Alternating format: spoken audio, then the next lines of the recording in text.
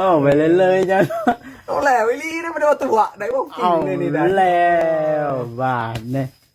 ตอนเอาแรกเนาะว้ายหมดบ่ได้เนาะบ่ให้หลุดเจ็ดบ่ว้ายมาให้ลดเลย78ตึ้ง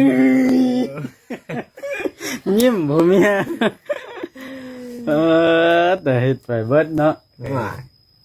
อยู่ในเฮือนหลังนี้เลยหลังนี้เลยแล้วจำเพาะมันยังคุยแห้งชามแต่ข่อยมาเห็นเนาะมันจังเซแห้งเด้อแนวนั้นก็มีว่านี่คอมเมอร์นี่เบาบางแน่แล้วบ่โอ้ยบ่ได้บางนะอยู่นำกันว่าจัดคือเก่าจัดคือเก่านะ7-8เทื่อว้าย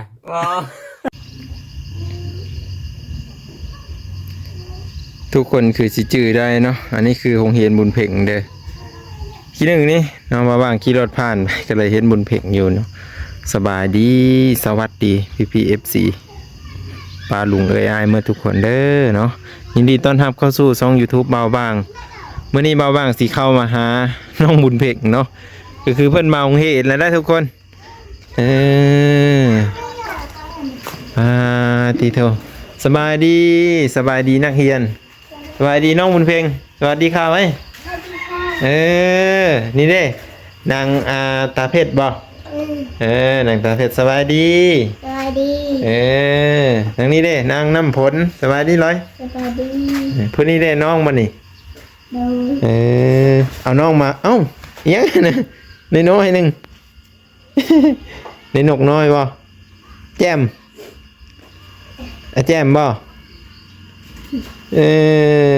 จักปีเลยนี่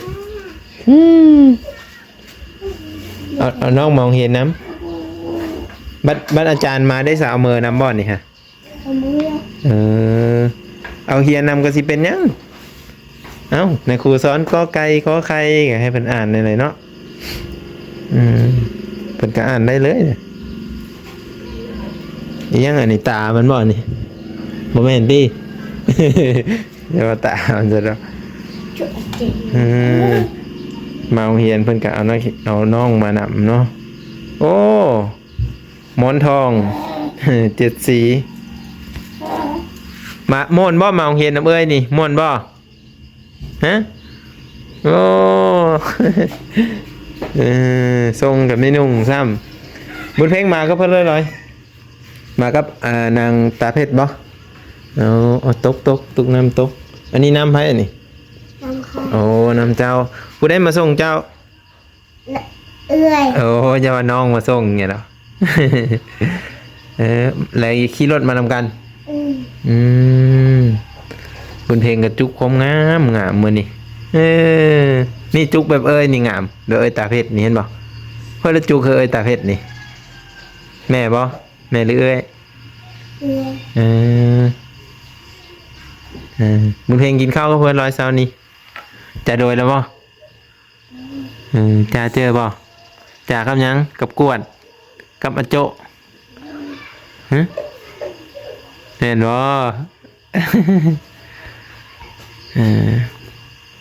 เป็นแล้วคือแต่เอาอะไรบุญเฮงเบิ่งเอ้ยตาเพชรบ่เห็นเอาออกเจ้าคือเอาออกเลยกดดันมาเลยนักเรียนตะมาหันน่ะมื้อนี้ก็นักเรียนเพิ่นมาได้มื้อนี้เด้อคือไม่ออกไปลินก่อนเลยยังบ่ฮอดโมงซ้ำนี่อันนี้คือนักเรียนสบายดีครับนักเรียนเพิ่นได้นี่อันนี้ไปเห็นอยู่กลางบ่กลางบ้านใหญ่ย่างไปนะบ่ขี่รถขี่รถคนนี้ก็สิไปโรงเรียนคือกันไปอยู่บ่ล่ะมื้อนี้บ่ไม่ได้ไปบ่ได้ไปนักเรียนเพิ่นนี่มาโรงเรียนเนี่ยยัง4 คนยังบ่ทันมายัง2 คนยัง2 คนเนาะเพิ่นยังบ่ทันได้มาเมิดทุกคนเลย3 คนยังอีกแล้วบุญเพ็งได้เกือบสวยแท้ว่ะเกือบเพิ่นเลยได้อันนี้ฮะบุญเพ็งเพิ่นเลยได้ซื้อเฮานี่ได้เกือบงามมาเลย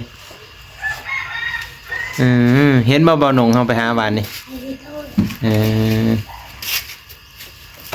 มันแดดส่องตาทุกคน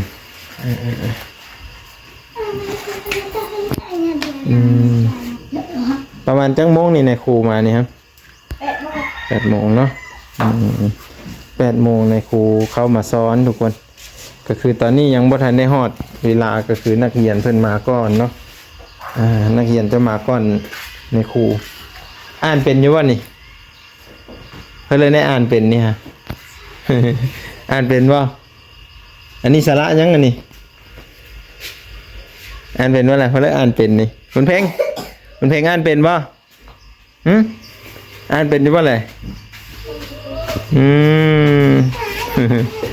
มาโรงเรียนทุกมื้อก็น่าจะเป็นแล้วทุกคนเลยเนาะบ่ดนเพิ่นก็เป็นแหละมาบุญเพ่งกินข้าวกันยังแต่เช้านี่ฮะกินข้าวกับเขียดแม่เอาขนมให้มากินอยู่บ่ปันหมูกินอยู่บ่แหละปันเอื้อยกินนำอยู่บ่จักโมงละสิมื้อนี่มื้อนี้เพิ่นนุ่งกระโปรงใส่สุดงามเนาะ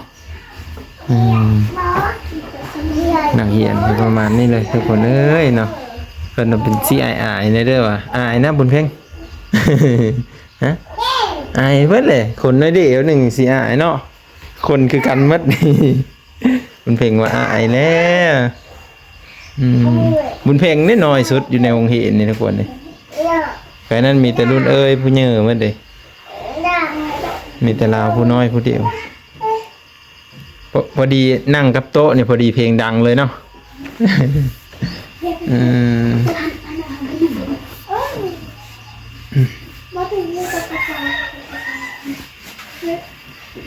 บันเทิงเนี่ยเอ้ยน้อยมาฮับคือเก้าบอสตอนกลับนี่บ่อันตาเพชรย่างเมื่อโอ้คิดว่าอาจารย์โอ้อาจารย์มากินข้าวพุ่นคุณเพลงได้ถือปื้มมียังได้มาปื้มเขียนดิไซน์ได้ปื้มจ้ะพาไปเบิ่งได้ป่ะพาไปเบิ่งในแรกเขียนหัวไซมือนี่เขียนสระบ่เลยว่าเขียนอะไร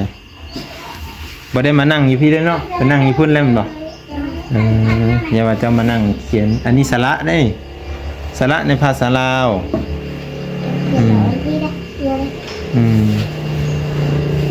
เลยตาเพชรนี่เพิ่นเขียนเป็นเนี่ยผมเบิ่งเนี่ยเห็นบ่แต้มฮูกแต้มฮูกเขียนก็เป็นแต้มก็เป็นนักเรียนก็สิน้อยแน่ทุกคนเลยยามฝนตกนี่เลยมันสาดเข้ามาบ่เปียกเลยสิเจ้าไปรีอยู่ใช้แล้วบัดนี้ฝนตกเมื่อพี่เล่นเนาะมารีอยู่แจพี่เล่นเนาะคือสิบวันนี้นี่คือสิบตกทุกคนฝนนะแต่ว่าวันนี้นี่แน่นอนแหละฝนมันสิสาดเข้ามาเนาะสูงเติบนะจนยิบหัวประมาณอยู่2 เมตรนี่มัน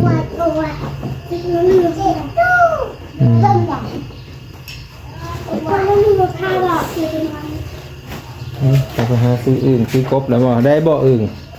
บ่ได้กบเด้บุญเพ่งเด้พอได้กบหลายอยู่บ่ลอยขายน่าเรือจะได้ขายได้เงินหลายอยู่บ่ไหนเป็นว่าได้กบหลายอยู่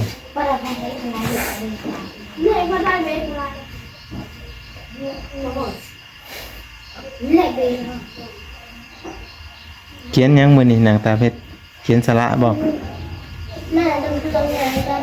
เบิ่งดูหาบุญเพ่งเห็นแล้วเขียนนะเขียนงามเขียนแบบเด้อพี่เอาขึ้นมาเขียนถึงนี่ก็ได้เลย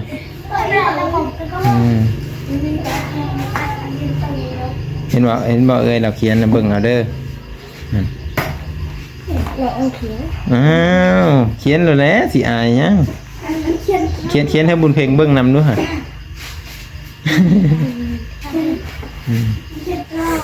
บุญเพ่งก็ได้แต่แหละเป็นหมู่พอได้มาห้องน้ำห้องเหียนนะอันนี้คือผู้ใหญ่นี่แม่นไปเหียนอยู่บ้านใหญ่พุ่นเนาะขี่รถไปแต่ว่าผู้น้อยนี่แหละแม่นเหียนอยู่นี่ทุกคนมีภาษาอังกฤษจำได้นี่มีคนอ่านได้อยู่บ่ภาษาอังกฤษนี่บ่ได้เลยA B C D เนาะชื่อแต่ A B C D ตัวต่อไปดิอ่านบ่ได้คือกัน อันนี้คือสาระในภาษาลาวพร้อมด้วยภาษาอังกฤษทุกคนก็ตอนเช้าเพิ่นก็สิมาโรงเรียนจังซี่แหละไปเกือบบ่เห็นเจ้าน้องเพลงเนาะมาโรงเรียนว่าอีหลีเกือบบ่เห็นทุกคน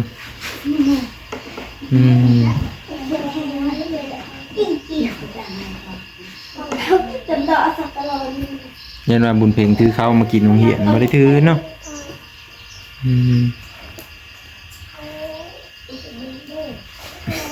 ได้นกน้อยครับก็นี่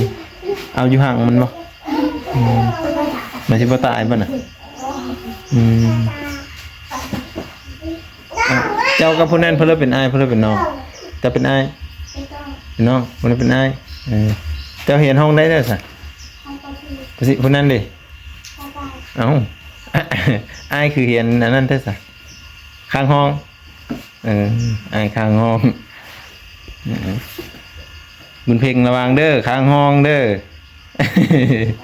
มาเอาเงินคูเมอร์แรกอันนี้จะข้างห้องแต่น้อยนี่กับพักไปนี่เนาะพักโรงเรียนเฮ็ดหยังบ้านเฮาเฮ็ดนา ดำนาบ่พักโรงเรียน เดี๋ยวไปไสส่วนหลายบ้านเฮาคันพักโรงเรียนแล้วก็เฮ็ดนาเพิ่นพี่น้องเพราะว่าถือฤดูกาลเฮ็ดนาเด้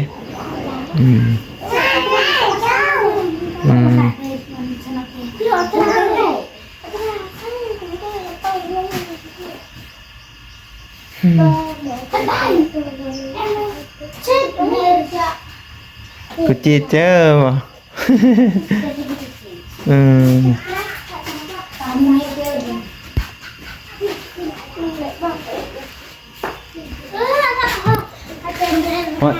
ฮอดเวลาตีแต่งแล้วตินี่ยังบ่เดี๋ยวตีแต่งเข้าโรงเรียน8 โมงอาจารย์มาจังตีบ่แต่งเบิ่งก็เลยจักโมงเลย7:39ทุกคนคุณเพ่งแหนมพี่เนี่ยเหรอนี่งอยแท้นี่สงสัยเพิ่นอายแล้วนี่ทุกคนเพิ่นอายคนเบิ่งเพิ่นลายเพิ่นน่ะอันนี้คือเหินเพิ่นนี่อยู่ใกล้ๆกับโรงเรียนเด้อตะกี้เจ้าก็เรียนอยู่นี่บ่เรียนจนฮอดป.ได้อยู่นี่ป.4แล้วย้ายไปเรียนป.5อยู่กะลางพุ่นนี่ดิป.4แล้วย้ายไปเรียนที่พุ่นบ่พอบ้านใหญ่จะมีโรงเรียนป.1ป.1ก็มีทุกคนแล้วก็มีป.5 ม.4 ม.4 เนาะแล้วก็ต่อม.7 ก็ไปต่ออยู่ตะแล้วอีกเนาะแม่มาเห็นแต่เด็กกิลีเนาะบุญเพ็งเนาะขยันขันแข็งแห่งลีนี่สุดยอดหลายทุกคนตั้งเจอเห็นนะมาเมื่อนี้ก็คือเห็นนี่แหละเนาะเพิ่นกำลังนักเรียนกำลังมาเนาะแต่ว่ามายังบ่ทันหมดดอกนี่ประตูทางเข้าเนาะประมาณนี้เนาะบอนนี้แล้วก็ตัวนี้จะเป็นห้องเรียนที่บุญเพ็งเรียนตัวนี้เนาะจะเห็นในบอนนี้นี่ดิมาบุญเพ็งตุกน้ำภายเนาะนี่คือมางามแท้เนาะได้ตุกน้ำงามมาเลยนี่มีเห็นขนเนาะเห็นแต่ตุกน้ำไม่เห็นขนซ้ำ เห็นแต่ตุกน้ำกับทงขนไม่เห็นเพอเลยได้สีซ้อนบุญเพ่งอ่านได้นี่อ่านหนังสือนะอ่านเลข1ฮะเลข1คนเลข10เนาะเพื่อสิอ่านได้ซ้อนบุญเพ่งกันนะ นั่งที่บุญเพ่งเอ้ยซ้อนนะเอ้ยน้ำพ้นซ้อนก็ได้เอ้ยน้ำพ้นผ่าอ่านดังๆเลยเด้อ1 2 3แบบนี้เด้อ อันนี้คือนักเขียนอยู่ในบ้านนี่แหละประมาณนี้ทุกคนเนาะก็คือห้องเรียนเพิ่นนี่แนมซอดกันแล้วก็กระดานนี่จะมีแบ่งครึ่งเนาะแบ่งครึ่งตัวนั้นก็แบ่งครึ่งไปเป็นจะได้ก็รอติดตาม EP ต่อไปเนาะก็คือเราจะไปหาน้องสายฟ้าเนาะอยู่พูนแหละทุกคนบ้านเพิ่นพูนแหละเนาะกำลังสิได้เดินทางออกไปเด้อทุกคนเด้อเป็นกำลังใจให้บ้างๆหน่อยเด้อพี่น้องเนาะไปที่เห็นคลิปวิดีโอนี้แล้วก็ บ่ข้ามโฆษณาเบิ่งโฆษณาให้แน่คลิปนี้ก็คือมาหาบุญเพ็งเนาะเบิ่งเดี๋ยวตรวจสอบเบิ่งก่อนบุญเพ็งเบิ่งในอยเด้อปึมนี่เขียนเอาใส่แล้วนี่ฮะ 1 ฮอด 10นี่เด้เขียนเป็นอยู่นี่1 ฮอด 10เด้อนี่เด้อโอ้เก่งหลายเต้าน้ำเพิ่นเต้าน้ำก็งามเนาะเพิ่นเลยได้ซื้อเพิ่นนี่ไปเดี๋ยวเราไปก่อนเด้อทุกคนเด้อก็เป็นกำลังใจจ้าเอ๋เอ้ย